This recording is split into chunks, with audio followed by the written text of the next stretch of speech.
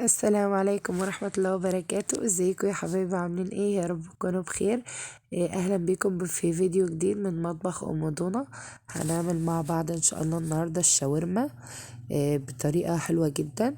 وسندوتشات الشاورما طبعا نضيفة في البيت وطعمها تحفة جدا. اضغطوا لايك ونشوف عملناها مع بعض ازاي. نسمي الله كده. ومعانا طبعا صدور مقطعينها كده شرايح بالشكل ده كده، وطبعا غسلنا ونقعنا كويس جدا. تمام.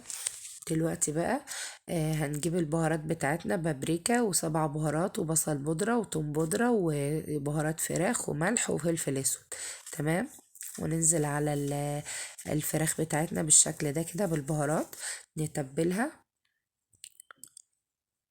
ومعانا معلقتين خل، ومعانا 4 فصوص توم مهروسين،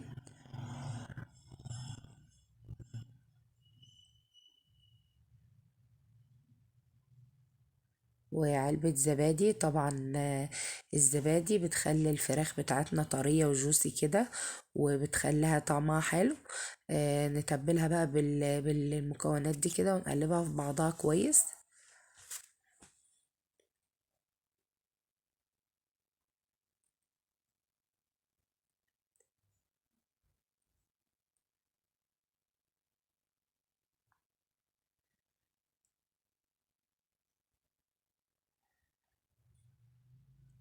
تمام كده قلبناها كويس كده واللي عشان الفراخ تشرب التتبيلة بتاعتنا. دلوقتي هنغطي وشها بالاسترتش كده وندخلها التلاجة لمدة ساعة أو ساعتين، عقبال ما نجهزها بقى. وبعد كده هنشوف هنعمل ايه مع بعض. لا تنسوش تضغطوا لايك، كل ما اشتركش في القناة يشترك، وتفعلوا زر الجرس عشان يوصلكم كل فيديو جديد مني وانا بنزله.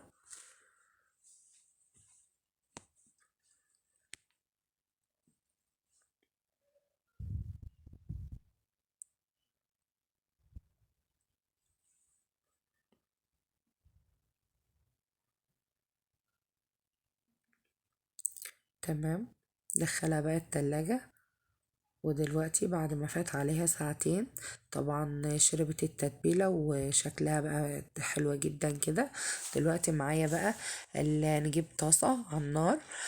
طبعا هنزل فيها بمسحة زيت بسيطة جدا. تسيب الطاسة بتاعتنا تسخن خالص عشان ننزل فيها بقى بالشاورما بتاعتنا كده تاخد صدمة على طول زي ما واضح كده. لازم الطاسة تكون سخنة جدا عشان الفراخ ما تنزلش السوائل بتاعتها وتنشف مننا.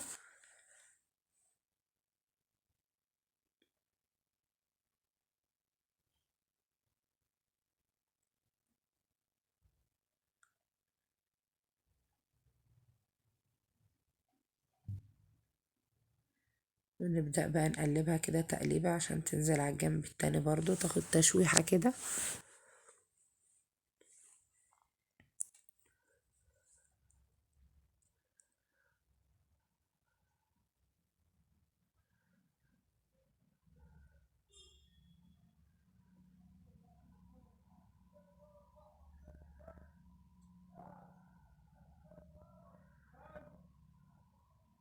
وده شكلها بعد ما اتشوحت معانا كده. ننزل عليها بقى بمعلقتين من الصويا صوص. طبعا دي سر من اسرار نجاح الشاورما. ومعلقة خل طبعا بيخليها تحفة جدا وبيديلها لون جميل جدا زي الشاورما اللي احنا بنشتريها من المحلات. تقليبة كده. ودلوقتي هنزل عليها ببصلة كبيرة مقطعينها جوانح بالشكل ده كده. ونقلب البصلة مع الشاورما كويس جدا كده لما البصلة بتاعتنا تدبل بس.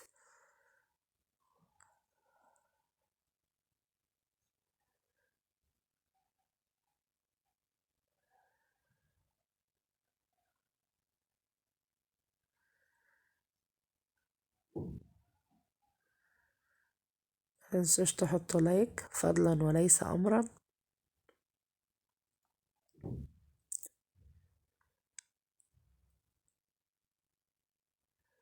ودلوقتي بعد ما البصل بتاعنا بدأ يدبل معانا كده بالشكل ده، ننزل عليه بقرن فلفل اخضر متقطع برضو شرايح كده. لو حابة تضيفي فلفل الوان المتوفر عندك.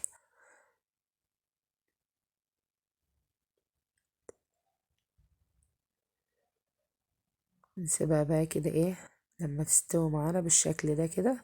طبعا هي قربت تستوي، وطبعا شكلها واضح.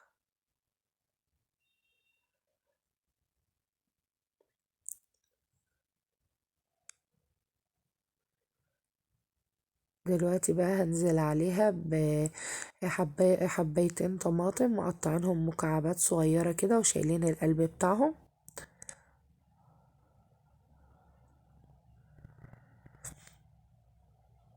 ونديلها تقليبة كده 5 دقايق بس كده تتشوح بقى مع الطماطم، وبكده تكون جاهزة معانا وطبعا استوت.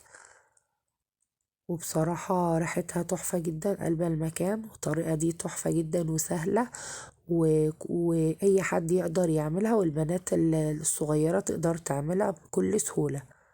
وده شكل الشاورما بتاعتنا بعد ما غرفناها وبردت برضو بالشكل ده.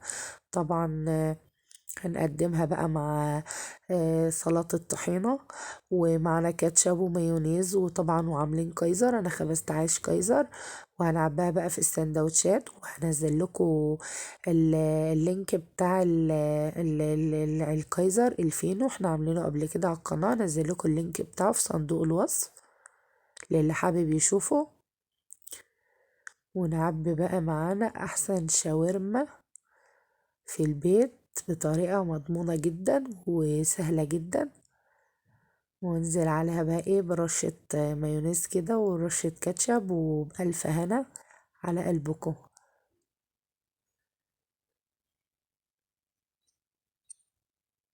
بصراحة منظرها تحفة، وريحتها جميلة جدا، وطعمها خطيرة، أنضف من بره وأحسن من بره. ولو عجبكم الفيديو ما تنسونيش بدعوة حلوة، ما تنسوش تشتركوا في القناة وتفعلوا زر الجرس عشان يوصلكم كل فيديو جديد مني وانا بنزله. واشوفكم في فيديو جديد، ودمتم في امان الله.